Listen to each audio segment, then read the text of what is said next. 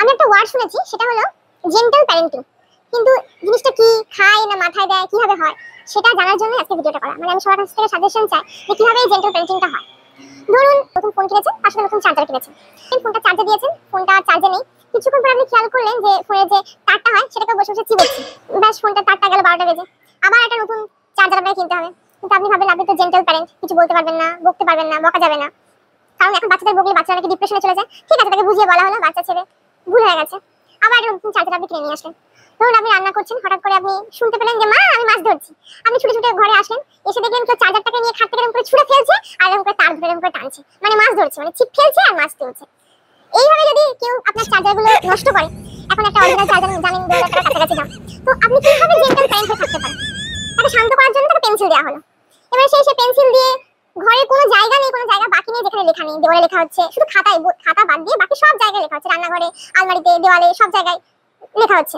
এখন শুধুমাত্র সে এ লেখা শিখেছে, এটা এ থেকে বি যাচ্ছে না, সব জায়গায় এ লেখা আছে। আর হরপ্পা মহেঞ্জোদারোর কিছু ভাষাতে অনেক কিছু লেখা রয়েছে যেগুলো পড়া যাচ্ছে না, কিন্তু লেখা আছে। এবারে সে পেন্সিলের সিজগুলো খাচ্ছে, তো সেগুলো থেকে বাঁচার জন্য তাকে আপনি পেন্সিলটা নিয়ে নেওয়া হলো, তাকে রং দেওয়া হলো যে ঠিক আছে পেন্সিল দিয়ে সব জায়গায় লিখছে। এবারে সে রংটা সে চিবোতে শুরু করে দিচ্ছে, কখনো সবুজ রং খাচ্ছে, কখনো হলুদ রং খাচ্ছে, কখনো দেওয়ালে লিখছে। এবারে যেহেতু চাকরির সূত্রে বাইরে থাকতে হয়, স্বাভাবিকভাবে রেন্টেড হাউসে থাকতে হয়, রেন্টেড ফ্ল্যাটে থাকতে হয়।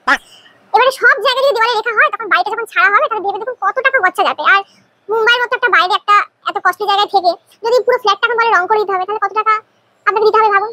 তো এই সব বাচ্চা আর কি জেন্টাল প্যারেন্ট হওয়া সম্ভব, জেন্টাল প্যারেন্ট হওয়া যায়। তবু যারা বলেন যে না জেন্টাল প্যারেন্টিং ব্যাপারটা না হলে ছেলে মেয়ে মানুষ হবে না, তো তাদের কাছ থেকে আমি সাজেশন চাই যে কিভাবে জেন্টাল হওয়া যায়। তো তারপর সেখানে বাঁচার জন্য তাকে স্কেচ পেন দেওয়া হলো। ঠিক আছে রং খেয়ে ফেলছে, স্কেচ পেনটা খাবে না। তো আপনি যথারীতি এসে দেখছেন কেউ স্কেচ পেনটাকে করে জিভের মধ্যে ঘষছে, এবং তার শরীরের প্রায় 90% জায়গায় স্কেচ পেন দিয়ে তার আঁকা রয়েছে। স্বাভাবিকভাবে পরিষ্কার করতে হবে, কারণ পরের দিন স্কুলে রয়েছে, রাতে আপনি স্নান করাতে পারবেন না, ঠান্ডা লেগে যাবে। তাহলে ওয়াইপস দিয়ে এখন জোরে ঘষতে গেলে সেখানেও তার লাগবে। তাকে তখন কি করতে হবে, দামি ক্রিম দিয়ে ভালো করে মাসাজ করে তার সমস্ত রংগুলোকে তুলতে হবে।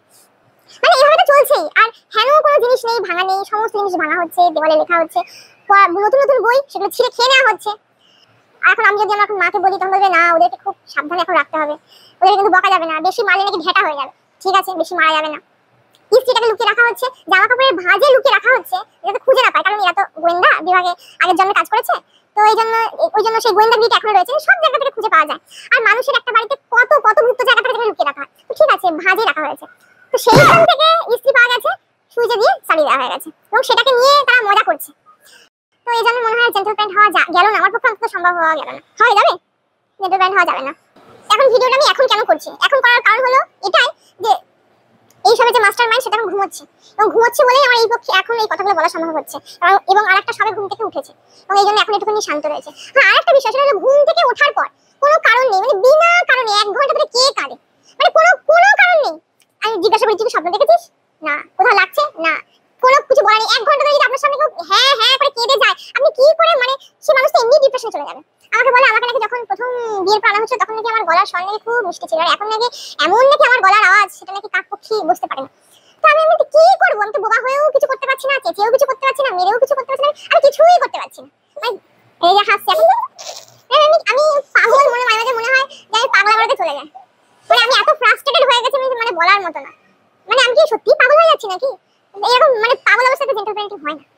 এখন তুমি বলো তুমি এই দুষ্টুমিগুলো কেন করো, আর নাটের গুলো তো তুমি করো, ভাইকে শেখাও, কেন করো এগুলো আমাকে বলো এখন। এমনি হ্যাঁ সমস্ত সব সময় বাথরুমে ঢুকে যাওয়া হচ্ছে, জল ঘাটা হচ্ছে। মানে এখন আমার মাকে বলতে গেলে বলবে তোমরাও ছোটবেলায় করেছো শোনা, তোমাদেরকেও কষ্ট করে মানুষ করেছি, কিন্তু আমার মনে হয় না আমরা ছোটবেলায় এত তেদর ছিলাম, এত তেদর বাচ্চা থাকলে মানুষ করতে পারতো বলে আমার মনে হয় না। আবার একটা জায়গায় যখন দুটো এরকম থাকে পিস, তো তাদের বাবা মা কি করে জেন্টাল হতে পারে এটাই আমি সবার সাজেশন চাই। আর যারা এখনো জেন্টাল প্যারেন্টিং এ বিশ্বাস করেন এবং করেন, বাচ্চাদের সেভাবে মানুষ করেন, আমি জানতে চাই যে কিভাবে ট্যাকল করেন বাচ্চাদের, কারণ আমার কন্ট্রোলের বাইরে চলে গেছে। সবাই সাজেশন দিন, আমাকে কমেন্ট বক্সে একটু লিখুন যে কিভাবে সম্ভব জেন্টাল প্যারেন্টিং